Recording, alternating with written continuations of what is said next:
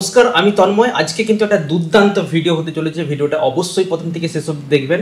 Stock মার্কেটে আমরা দেখেছি যে ডোনাল্ড ট্রাম্প, আমেরিকার প্রেসিডেন্ট, কয়েকদিন বিভিন্ন রকম ট্যারিফের জনিত সমস্যার জন্য একটা ট্যারিফ ওয়ার চলছিল। যে ট্যারিফ ওয়ারের জন্য কিন্তু স্টক মার্কেট, গ্লোবাল মার্কেট থেকে ইন্ডিয়ান মার্কেট, সমস্ত স্টক মার্কেট পড়ছিল।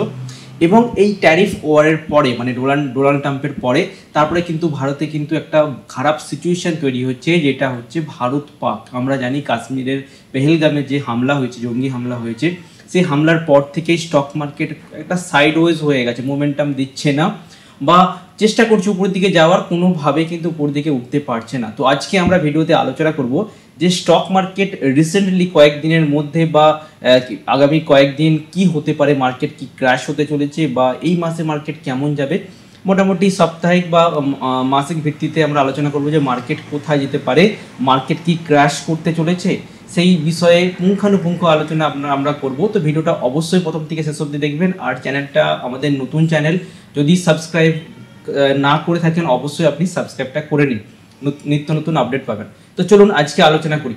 দেখুন, আজকে আমরা দেখতে পাচ্ছি যে আমরা যে থাম্বনেল দেখতে পাচ্ছেন যে ভারত পাকের মধ্যে একটা টেনশন। তো মার্কেট কি ক্র্যাশ হতে চলেছে? যদি আমরা দেখি যে মার্কেট ক্র্যাশ হতে চলেছে, তাহলে আমরা কিছু জিনিস আমাদেরকে দেখতে হবে। কেননা আমরা জানি যে 1999 সালে ভারত পাকিস্তানের মধ্যে একটা যুদ্ধ হয়েছিল। সেই যুদ্ধে মার্কেটের প্রভাব কেমন ছিল, মার্কেট কি তখন ক্র্যাশ করেছিল, বা মার্কেট সবসময় ইতিহাসকে ফলো করে, মানে ইতিহাসে যেটা হয়েছে সেটা কিন্তু বর্তমানে হতে পারে। 100% হবে এটা কোনো গ্যারান্টি নেই, কিন্তু হবার সম্ভাবনা কিন্তু অনেকটাই বেশি। তো আমরা যদি দেখি যে কার্গিল যুদ্ধ চলেছিল গত 1999 সালে 3 মে থেকে 26 জুলাই অবধি, 84 ডেজ, মানে 84 দিন ধরে কিন্তু কার্গিলের একটা যুদ্ধ চলছিল। সেই যুদ্ধটা যে চলছিল সেটা আপনারা দেখতে পাচ্ছেন, ভারত আমাদের জয়লাভ করেছিল। এবং বর্তমান সিচুয়েশনে একটা যুদ্ধের পরিস্থিতি তৈরি হয়েছে। এই পরিস্থিতিটা কি হতে পারে, মানে আমি বলতে চাইছি যে যুদ্ধ কি আদৌ হবে। আমরা দেখেছি যে 84 দিন আগের বারে 84 ডেজ যুদ্ধ চলেছিল। তো এই 84 ডেজ যে যুদ্ধ হয়েছিল, এই যুদ্ধতে কিন্তু প্রচণ্ড অনেক ক্ষয়ক্ষতি হয়েছিল, দুটো দেশেরই ক্ষয়ক্ষতি হয়েছিল। যুদ্ধ মানেই ধ্বংসলীলা, যুদ্ধ মানেই কোম্পানির মানে কি কনজিউম কমে যাবে এবং কোম্পানির সেলস কমে যাবে, ঠিক আছে। সেক্ষেত্রে স্টক মার্কেট একটা নেগেটিভ প্রভাব ফেলে, ইনভেস্টাররা প্যানিক সিচুয়েশন করে। এবং যেহেতু ভারত আর পাকিস্তান, সেক্ষেত্রে গ্লোবাল মার্কেটে খুব একটা ইম্প্যাক্ট না পড়লেও পড়তে পারে। কিন্তু এই দুই দেশের স্টক মার্কেটটা আমরা দেখব যে কেমন হতে পারে। আমরা দেখেছি রিসেন্টলি গতকাল আমাদের করাচি 100 যে স্টক মার্কেট, যে পাকিস্তানের যে করাচি 100 স্টক মার্কেট, সেই পাকিস্তানের মার্কেটে কিন্তু একটা ক্রাশ এসে গেছে, অলরেডি 3%-এর মতো ডাউন হয়েছে। সেক্ষেত্রে পাকিস্তানের মার্কেট ক্রাশ করতে চলেছে। এবার কি আমাদের স্টক মার্কেট ক্রাশ করতে পারে, ইতিহাস কি বলছে, সমস্ত জিনিস কিন্তু আলোচনা করব। দেখুন, যে যুদ্ধটা চলেছিল সেটা হচ্ছে 3 মে থেকে 26 জুলাই কার্গিল, আপনার 1999 সালে যুদ্ধটা হয়েছিল। এই যুদ্ধতে সেন্সেক্স কত পার্সেন্ট ফল করেছিল, আমরা আলোচনা করছি আগে ফলের দিকটা। কেননা আমরা দেখব বর্তমান সিচুয়েশনে স্টক মার্কেট আমরা জানি যে প্রায় নিচের লেভেল থেকে অনেকটা রিকভারি দিয়ে উপরের দিকে উঠে এসেছে। তো সেক্ষেত্রে আমরা দেখতে পাচ্ছি 20 মে থেকে যে 28 মে, তো এই যে সময়, এই 8 দিন, মানে যুদ্ধ চলছিল 3 মে থেকে 26 জুলাই, আমরা জানি এই 84 দিন যুদ্ধ চলছিল। কিন্তু 84 দিনের যে যুদ্ধ, তার যে স্টার্টিংটা হয়েছিল 20 মে থেকে 26 মে, এই সময় এই 8 দিন 12.5% কিন্তু ফল করে গিয়েছিল, ঠিক আছে। এই যে ফলটা এসেছিল কেবলমাত্র 8 দিনেতে, কদিনেতে, কেবলমাত্র 8 দিনেতে এই সেন্সেক্সের ফল, সেন্সেক্স কিন্তু নিচের দিকে ফল করেছিল। বোঝার চেষ্টা করুন, সেন্সেক্স ফল করেছিল, কিন্তু যুদ্ধ চলছিল 84 দিন। সেই 84 দিনের যদি আমরা দেখি, 84 দিনে কিন্তু সেন্সেক্স পজিটিভ রিটার্ন দিয়েছে এবং 37%, মানে বুঝতে পারছেন কি হারে রিটার্ন দিয়েছে যুদ্ধ চলাকালীন। মানে যুদ্ধ জাস্ট যখন শুরু হয়েছিল তখন কি হয়েছিল, তখন সেন্সেক্স কিন্তু 12.5% পড়ে গিয়েছিল নিচের দিকে।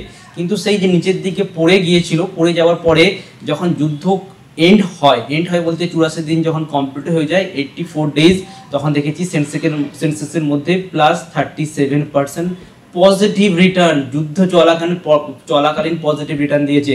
আর নিফটি নেক্সট 50 25% রিটার্ন দিয়েছে, মানে মারাত্মক একটা রিটার্ন দিয়েছে, ওকে।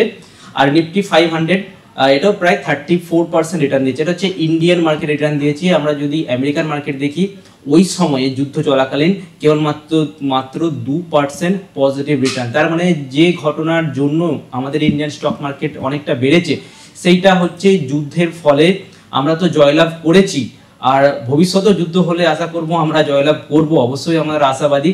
তো যাই হোক, যেটা বলতে চাইছি, মার্কেটে কিন্তু কিছু দিনের জন্য নেগেটিভ রিটার্ন দিলেও কিন্তু মার্কেট খুব ভালো পজিটিভ রিটার্ন দিয়েছে, কেননা ওই 12.5% কভার করে 37% রিটার্ন, মানে অলমোস্ট 50%-এর মতো মোমেন্টাম।